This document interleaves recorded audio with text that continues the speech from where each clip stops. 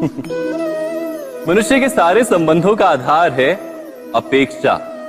पति कैसा हो जो मेरा जीवन सुख और सुविधा से भर दे। पत्नी कैसी हो जो सदैव मेरे प्रति समर्पित रहे। संतान कैसी हो जो मेरी सेवा करे, मेरा आदेश माने।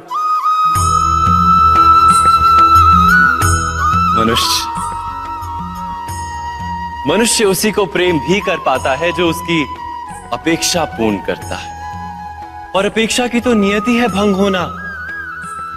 कैसे? क्योंकि अपेक्षा मनुष्य के मस्तिष्क में जन्म लेती है। कोई अन्य व्यक्ति उसकी अपेक्षाओं के बारे में जान ही नहीं पाता।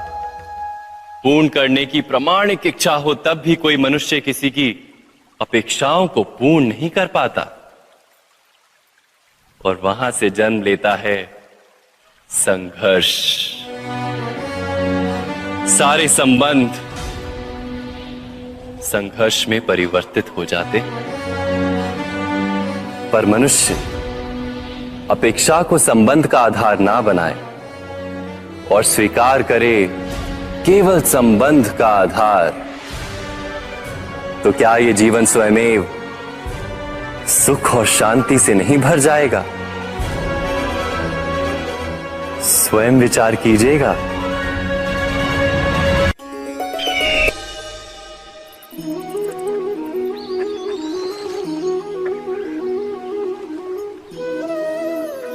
समय के आरंभ से ही मनुष्य को एक प्रश्न सदा पीड़ा देता है कि वो अपने संबंधों में अधिकतम सुख और कम से कम दुख किस प्रकार प्राप्त कर सकता है।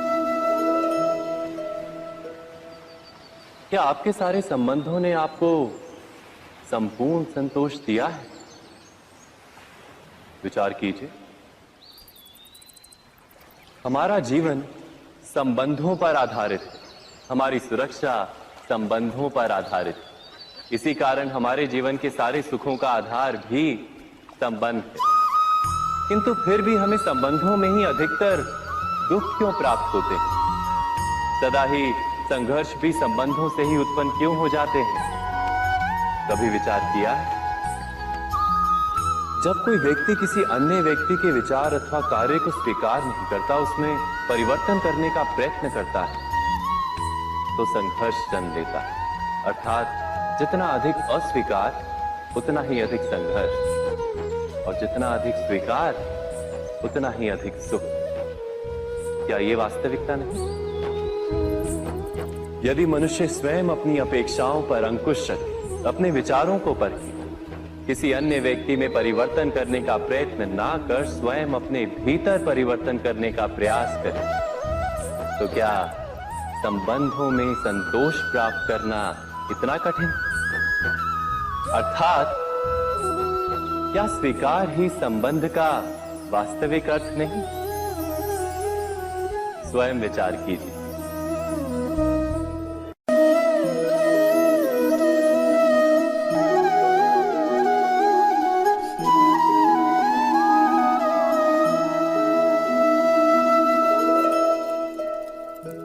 जब किसी व्यक्ति को किसी घटना में अन्याय का अनुभव होता है, तो वो घटना उसके अंतर को झकझोर देती। समस्त जगत उसे अपना शत्रु प्रतीत होता है। अन्याय लगने वाली घटना जितनी बड़ी होती है, मनुष्य का हृदय भी उतना ही अधिक विरोध करता है। उस घटना के उत्तर में वो न्याय मांगता है, और ये योग्य भी है। वास्तव में समाज में किसी भी प्रकार का अन्याय व्यक्ति की आस्था और विश्वास का नाश है। किंतु ये न्याय क्या है? न्याय का अर्थ क्या है? अन्याय करने वाले को अपने कार्य पर पश्चाताप हो और अन्याय भुगतने वाले के मन में फिर से विश्वास जगे समाज के प्रति। इतना ही अर्थ है ना न्याय का। किंतु जिसके हृदय में धर्म नहीं होता, वो न्याय को छोड़कर बैर और प्रतिशोध को अपनाता है। हिंसा के बदले प्रतिहिंसा की भावना लेकर चलता है। स्वयं भोगी हुई पीड़ा से कहीं अधिक पीड़ा देने का प्रयत्न करता है और इस मार्ग पर चलते अन्याय को भुगतने वाला स्वयं अन्याय करने लगता है। शीघ्र ही वो अपराधी बन जाता है, अर्थात न्याय और प्रतिशोध के बीच बहुत कम अंतर होता है और इसी अंतर का नाम है धर्म। क्या ये सत्य नहीं? स्वयं विचार कीजिए। दो व्यक्ति जब निकट आते हैं तो एक दूसरे के लिए सीमाएं और मर्यादाएं निर्मित करने का प्रयत्न अवश्य करते हैं। हम यदि सारे संबंधों पर विचार करें तो देखेंगे कि इन सारे संबंधों का आधार यही सीमाएं हैं जो हम दूसरों के लिए निर्मित करते हैं और यदि अनजाने में भी कोई अन्य व्यक्ति इन सीमाओं को तोड़ता है तो उसी क्षण हमारा हृदय क्रोध से भर जाता है। इन सीमाओं का वास्तविक रूप क्या है? क्या हमने कभी विचार किया? क्या ऐसा नहीं होता?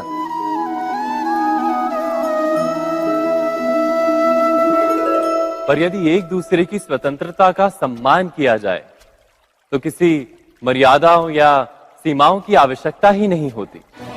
अर्थात जिस प्रकार स्वीकार किसी संबंध का देह है, क्या वैसे ही स्वतंत्रता किसी संबंध की आत्मा नहीं? स्वयं विचार कीजिए।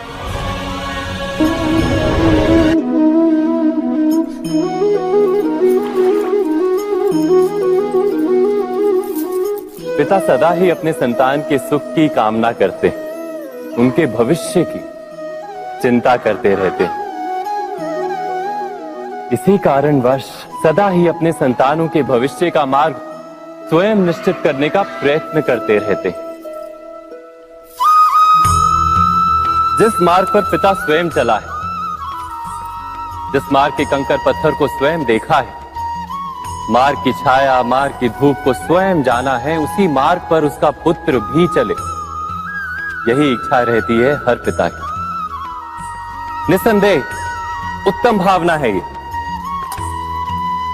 किंतु 3 प्रश्नों के ऊपर विचार करना हम भूल ही जाते हैं। कौन से प्रश्न? प्रथम प्रश्न, क्या समय के साथ प्रत्येक मार्ग बदल नहीं जाते? क्या समय सदा ही नई चुनौतियों को लेकर नहीं आता? तो फिर बीते हुए समय के अनुभव नई पीढ़ी को किस प्रकार लाभ दे सकते हैं? दूसरा प्रश्न, क्या प्रत्येक संतान अपने माता पिता की छवि होता है? हाँ, संतानों को संस्कार तो अवश्य माता पिता देते हैं, किंतु भीतर की क्षमता तो ईश्वर देते हैं। तो जिस मार्ग पर पिता को सफलता मिली है, विश्वास है कि उसी मार्ग पर उसकी संतानों को भी सफलता और सुख प्राप्त होगा। तीसरा प्रश्न, क्या जीवन के संघर्ष और चुनौतियां लाभकारी नहीं होती? क्या प्रत्येक नया प्रश्न एक नए उत्तर का द्वार नहीं खोलता? तो फिर संतानों को नए नए प्रश्नों, संघर्षों और चुनौतियों से दूर रखना, ये उनके लिए लाभ करना कहलाएगा या हानि पहुंचाना?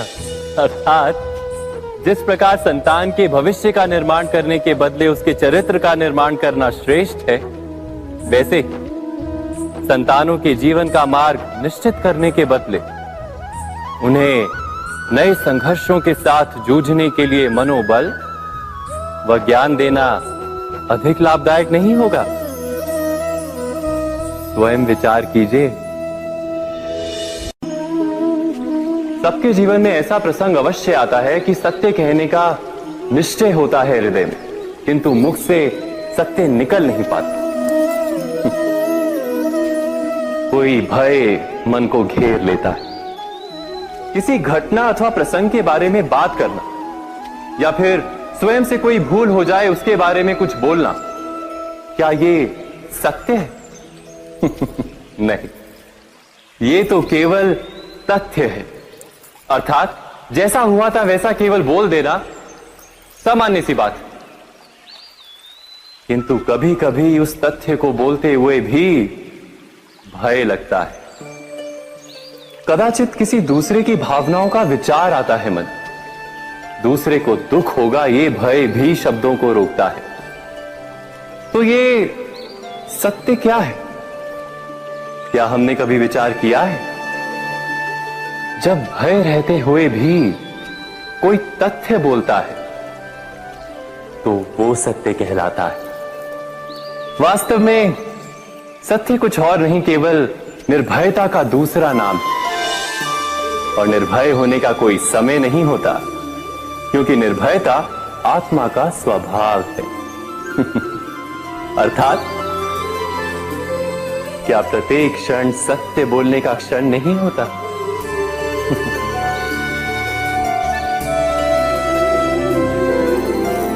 स्वयं विचार कीजिए, जब भी किसी की आशा और इच्छा भंग होती है तो उसका हृदय क्रोध से भर जाता है। जिस व्यक्ति को वो अपना अपराधी समझता है उसे दंड देने का प्रयत्न करता है। पर क्या हमारी इच्छा या आशा का भंग होना क्या सदा ही किसी का अपराध होता है? इच्छाओं के अपूर्ण रहने के तो कई कारण हो सकते हैं। कुछ तो संजोग के कारण अधूरी रह जाती हैं और कुछ नियति के कारण। और कभी कभी इच्छाओं का स्वरूप ही ऐसा होता है कि वो पूर्ण नहीं हो पाती। बिना परिस्थिति पर विचार किए किसी को अपराधी मान लेना न्याय नहीं, प्रतिशोध है। न्याय का आधार तो दया है, करुणा है, और प्रतिशोध का आधार क्रोध, अहंकार। अर्थात हृदय में करुणा धारण किए बिना किसी के अपराध के विषय में विचार करना, किसी को दंड देना, क्या अपने आप में ही अन्याय नहीं? स्वयं विचार कीजिए।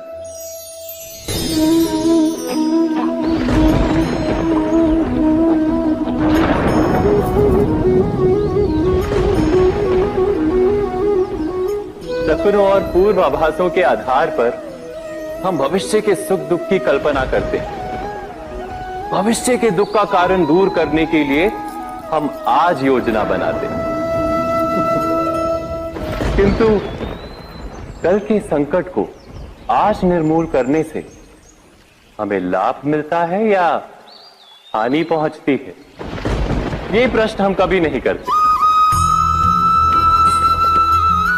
सत्य तो ये है कि संकट और उसका निवारण साथ जनते हैं, व्यक्ति के लिए भी और सृष्टि के लिए भी। नहीं, आप अपने भूतकाल का स्मरण कीजिए, इतिहास को देखिए। आप तुरंत ही ये जान पाएंगे कि जब जब संकट आता है तब तब उसका निवारण करने वाली शक्ति भी जन्म लेती है। यही तो जगत का चलन है। वस्तुतः संकट ही शक्ति के जन्म का कारण है। प्रत्येक व्यक्ति जब संकट से निकलता है तो एक पद आगे बढ़ा होता है, अधिक चमकता है, आत्मविश्वास से अधिक भरा होता है, न केवल अपने लिए अपितु विश्व के लिए भी। क्या ये सत्य नहीं? वास्तव में संकट का जन्म है एक अवसर का जन्म, अपने आप को बदलने का, अपने विचारों को ऊंचाई पर करने का अवसर, अपनी आत्मा को बलवान और ज्ञान मंडित बनाने का अवसर। जो ये कर पाता है उसे कोई संकट नहीं होता, किंतु जो ये नहीं कर पाता वो तो स्वयं एक संकट है विश्व के लिए। विचार कीजिए।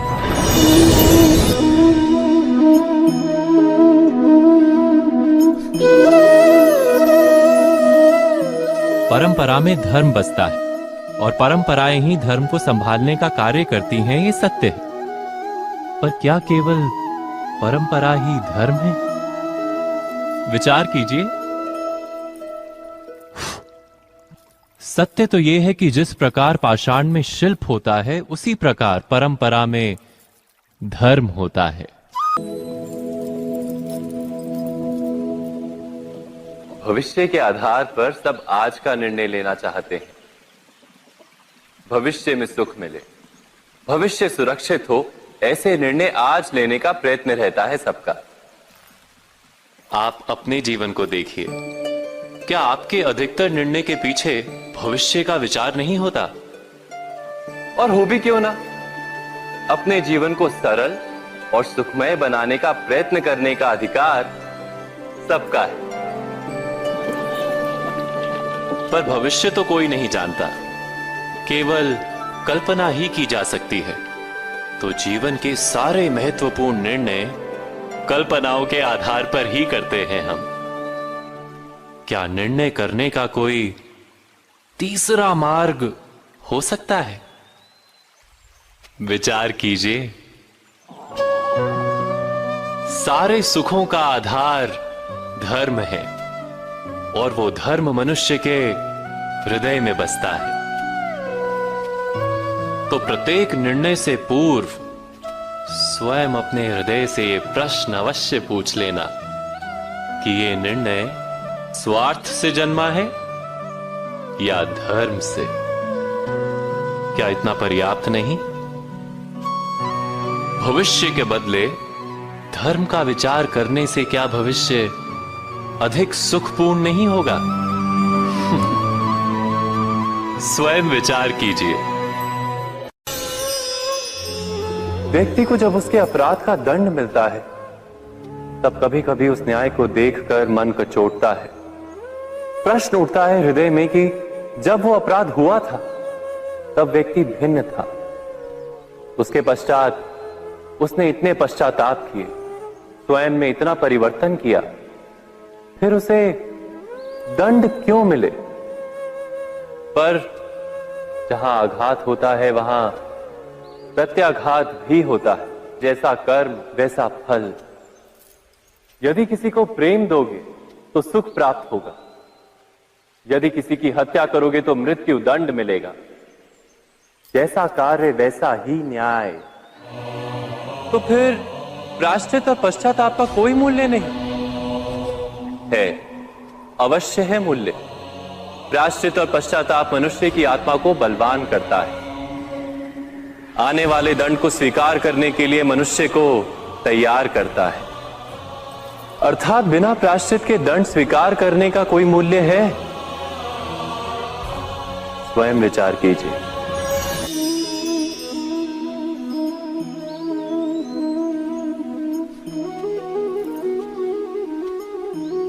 जब अपने किसी अच्छे कार्य के उत्तर में दुख प्राप्त होता है अथवा किसी को उसके दुष्ट कार्य में सुख मिलता है, तो मन अवश्य ये विचार करता है कि अच्छा कार्य करने का, धर्म के मार्ग पर चलने का तात्पर्य क्या है।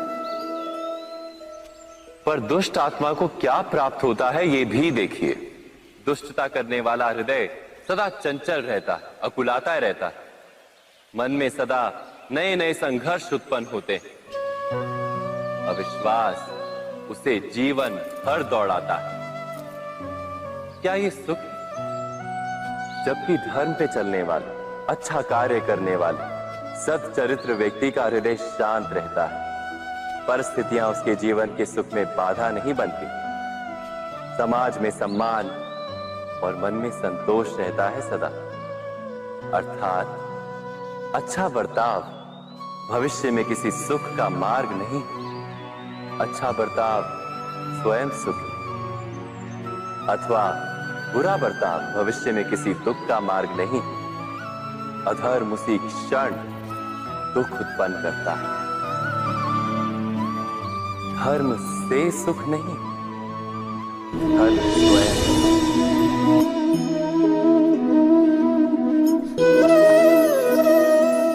सत्ता की लालसा सबके हृदय को घेरे रहती है। प्रत्येक व्यक्ति अपना एक राष्ट्र निर्मित करने का प्रयत्न अवश्य करता है।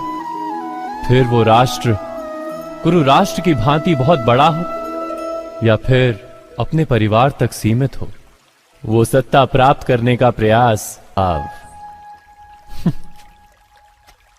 किंतु क्या वास्तविक प्रभाव प्रेम, दया, करुणा और धर्म से निर्मित नहीं होता? जब भी मनुष्य कठोरता और अधर्म से सत्ता प्राप्त करने का प्रयत्न करता है, तब वो दूसरों के हृदय में विरोध अथवा विद्रोह को जन्म देता है। और परिणाम कुछ इस प्रकार। हाँ, कुछ समय के लिए वो स्वयं को प्रभावी और शक्तिशाली अवश्य पाता है, किंतु वो वास्तविक सत्ता नहीं। यही कारण है कि भृगु और वशिष्ठ जैसे ऋषियों की आज भी पूजा की जाती है, रावण और हिरण्यकश्यप की नहीं। इस पर तो आप विचार अवश्य करें। सत्य कहा ना।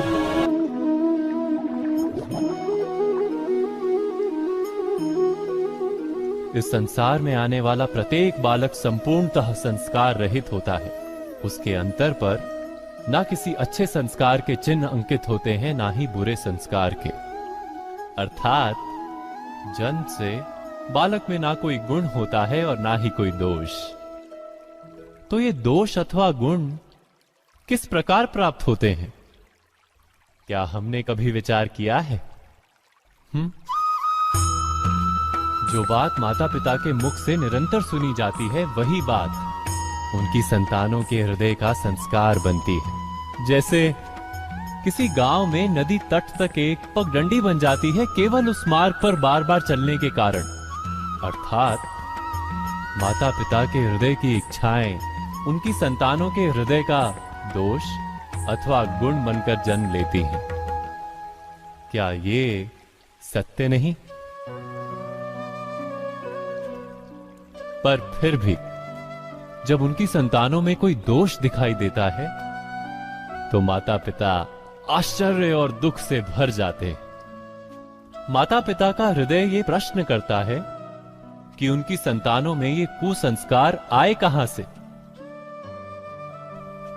सत्य तो यही है कि माता पिता अपनी संतानों को अनजाने में ही कुसंस्कार के बीज दे देते हैं, जो उनके संतानों की हृदय भूमि पर कुसंस्कार का वृक्ष बनकर उगता है। अर्थात अपनी संतानों को सुसंस्कारी और धर्ममय बनाने की आशा रखने वाले प्रत्येक माता पिता को प्रथम अपने हृदय की इच्छाओं पर अंकुश रखना क्या अनिवार्य नहीं?